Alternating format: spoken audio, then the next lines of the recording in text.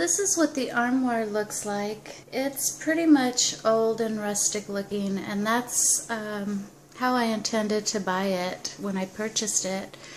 I was going for an old world, you know, Tuscan, Italian look to my kitchen. I even attempted a painting technique on the walls that would also make the kitchen appear rustic and aged, I guess. And so I bought this piece with the intentions of putting my cake supplies in it, because I started a cake business where I made wedding cakes and special occasion specialty cakes, and I needed a place to contain my baking supplies. I'm going to go ahead and open this up and you'll see what I mean. This is what it looks like. It is a hotmess.com. Just really atrocious. And I've got to tell you that I did, believe it or not, organize this. It's just become a hot, atrocious mess again. But that's okay. That's what happens to anybody, even the most organized of, you know, people or professional organizers. They have this problem as well. This is why they are still in business. Because you organize something doesn't mean it's going to continue to stay that way. You still have to get into your cabinets. You still are going to be using things, and you're not going to put them away exactly, you know, to a T the way you left it. So, and then if you have a family as well, I have a family of 6, but if you have a large family as well, you know, there's just going to be different hands on things. When people put things away or use something, it's just never going to get back to, you know, how it originally was when you organized it. But this happens, and that's why organizing pretty much never stops, because it's just a constant chore. You have to continue to upkeep your organization, you know, before they get worse. And this was an area here that I knew I needed to, you know, to organize, to reorganize again. And another reason as well is because I've purchased things, and this is technically where they belong, but, you know, it's just been shoved in there. So at any rate, I am going to organize this shelf, or these shelves, this armoire of things, and then I'll show you the end result. I am done with the finished product.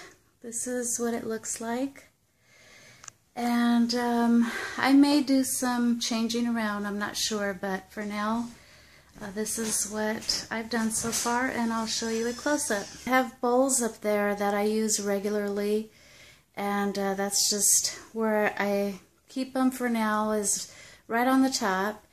And let's see, as we get closer, I have this top shelf here with party supplies, all things, you know, party supplies. So I have some mason jars in there that hold, you know, spoons. I have clear, silver, any kind of silverware that I have that's, you know, plastic. In this top drawer are just things that I've accumulated, that maybe I had additional overstock of things I purchased for the holidays or parties, birthday parties, special events, things of that sort.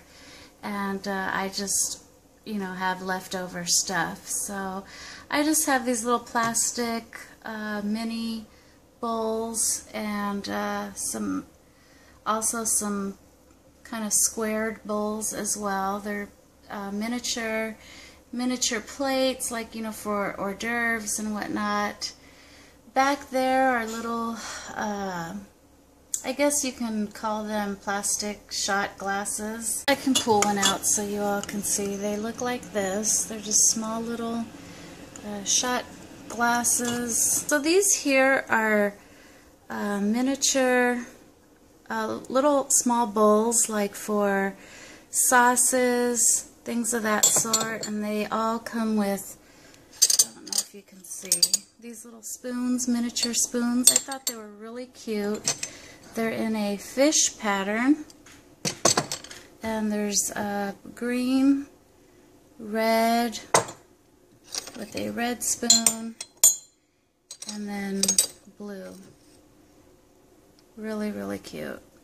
And so I have those, you know, for entertaining to put on the table. And then in this container, I have contained just miniature spoons, like for hors d'oeuvres and whatnot. These are cute too. Little mini forks that were, so these were just all left over. And an overstock of napkins that have probably been left over from parties as well. In this container are plastic champagne flutes from New Year's that were left over. Back here I have popcorn bags from, you know, I guess a party, you know, party favors, things of that sort. So that's an overstock of party bags, popcorn bags. These are tea lights that I have also that were left over. So yeah, just an overstock of just party things, party supplies that have been accumulated, and they can still be used. And then way in the back, I won't move everything, but in the back I have tablecloths and napkins, more napkins, things of that sort. So right below the top shelf where I have my extra overstock of party supplies, this middle section, like I said, I have a cake business where I make specialty cakes. And I'll start from up here. This is basically just a, this is where I frost cakes, and I'm able to swivel this around and do some frosting of my cakes. And then in here I have piping bags. I have a lot of Silpat mats in there for cookies and whatnot. In here is just glue guns, and this is a measuring utensil for cakes. That's a stand right there. So just various stuff. Here are the lids for my mason jars that are holding my silverware, my plastic silverware. And these are food colorings and what else? Extracts like butter. This is a butter extract, things of that sort. This is cake graffiti.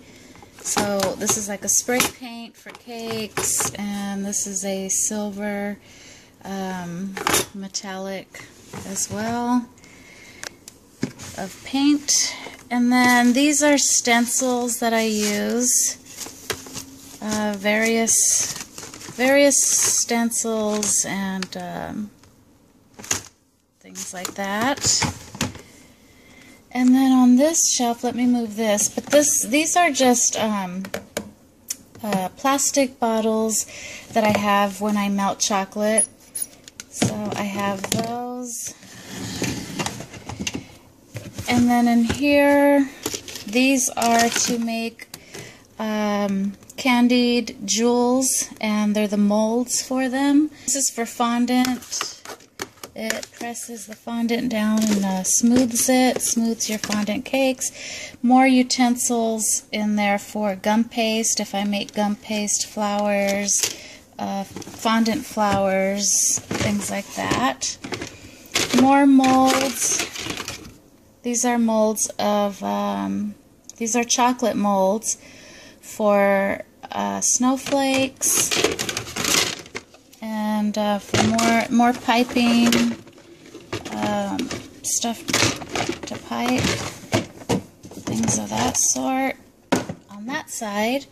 And then here in the middle I just have my cake stand, and above that is a jar that is that contains all my cookie cutters in different shapes. I have dog bones and hearts, snowflakes, stars, flowers, so many. And I keep them in this container, and then in here I'll open this. Yeah, let me try to open this up one-handed. But in this jar, it basically, I don't know if you could see, it holds my candy, the cups to make candies, and there's different varieties. I have gold foiled, pink foiled, just different mini cups, different sorts, and I like to contain them in jars. And these were small enough that I could use a mason jar to contain them. And then back there I have my fondant roller. And in this container here, I don't know if I'm going to take this out, but it just holds various sprinkles, candy sprinkles and sugars, coarse sugars, things of that sort for cupcakes or cakes. So I have those in there, and see here you can see the coarse sugar. If it would go into focus, well, it's not. But at any rate, that's what that is in there. And then here are, I won't get it out, but just lots of coloring for fondant of blues, reds, I mean every color imaginable I have in there. In here are all the, I try to put all related items together. So I have all the stuff for piping, and I have these in different sizes depending on my needs and what I'm making. But I have those in there, and then I also have this kind, you know, anyway, just stuff to pipe cakes.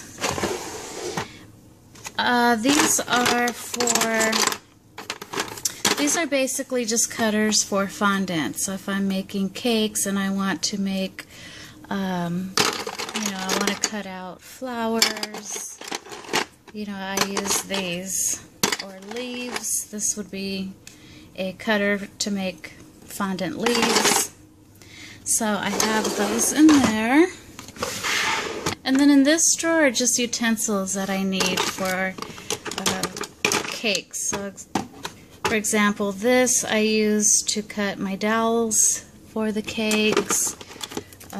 This is to cut fondant. I also have a bag here of various, you know, designs that I want if I'm going to cut fondant.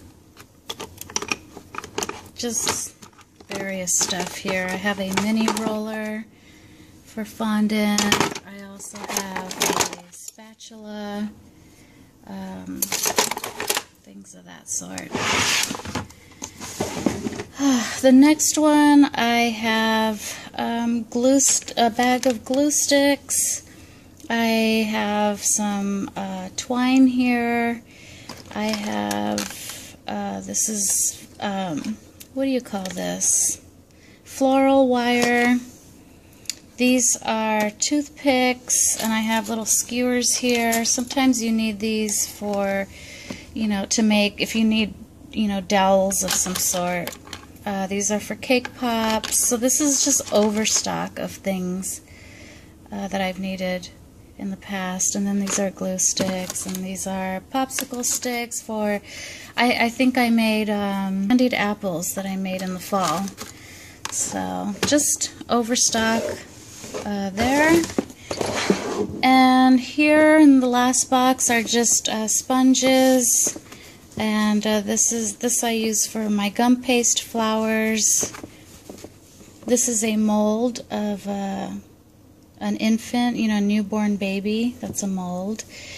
And more sponges. These are to make gum paste or fondant flowers. These are the inside of the flowers. And in here I just have random stuff. I just have candles and dowels, and this doesn't belong here, but okay, take that out later. But that is what I have in the middle cabinet. Right below that shelf are shelves that I have more baking supplies. Down in this bottom row are various shapes and sizes of cake pans. So I have the round on this side and squared and floured up here, and then a cake, cake on the go stand, something like that. And then here are just casserole dishes of different sizes, ramekins, these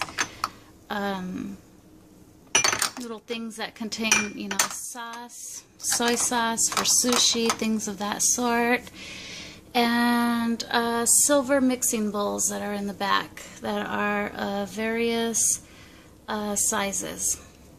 And that is it. That concludes the reorganization project that I did today for my party supplies and baking supplies. I hope you liked the video, and thanks for watching, guys.